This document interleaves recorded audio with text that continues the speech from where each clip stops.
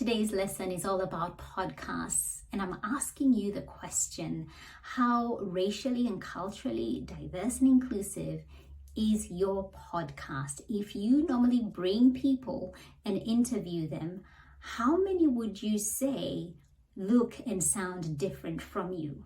Because if you are not being racially inclusive, you're potentially missing out on the benefits of growing your podcast. And here are 3 reasons why having an inclusive podcast will do wonders for you and your business. Firstly, it allows you to reach a more diverse audience. So by bringing in experts and thought leaders, and by the way, when I say experts and thought leaders, I'm not talking about Black people who teach you diversity, equity, and inclusion. I'm talking about Black, Indigenous, and people of color who are leaders in their field when it comes to money, when it comes to business, when it comes to bookkeeping, when it comes to copy writing and graphic design and all those other different aspects we as online business owners utilize. It's not just pigeonholing and putting people of color in the DEI box and ticking that box because you've heard somebody like that come on your podcast,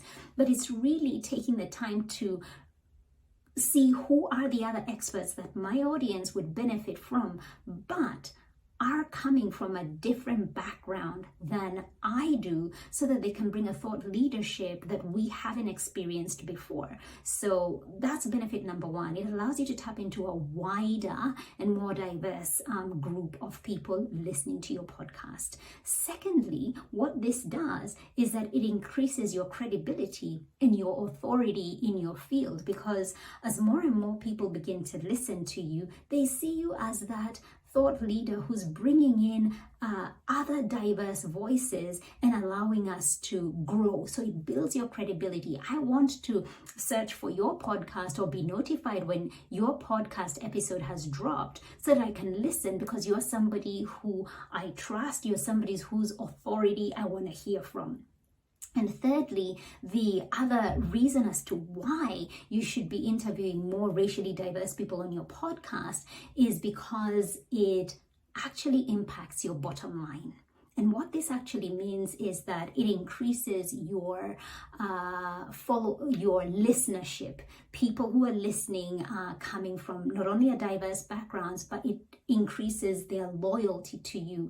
Their trust factor grows enormously. And we know that trust converts into a transaction. When you trust somebody, you want to transact with them. So these are not only people who are listening to you, but these are listeners who then turn into paying clients.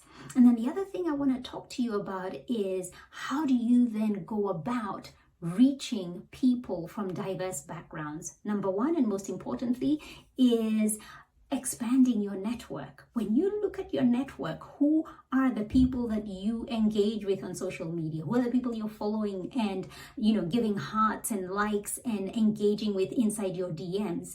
If you do not have that kind of diversity and inclusion within the little interactions that you're making on social media, it will impact the kind of people that you're inviting and interviewing as well.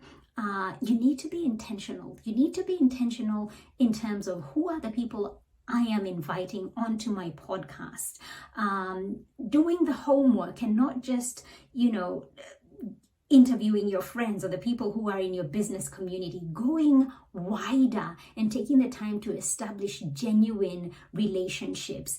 And then taking the time to reach out to guests that you have cultivated a relationship with, not just going like, oh, that's a Black person, how can I get them on my podcast?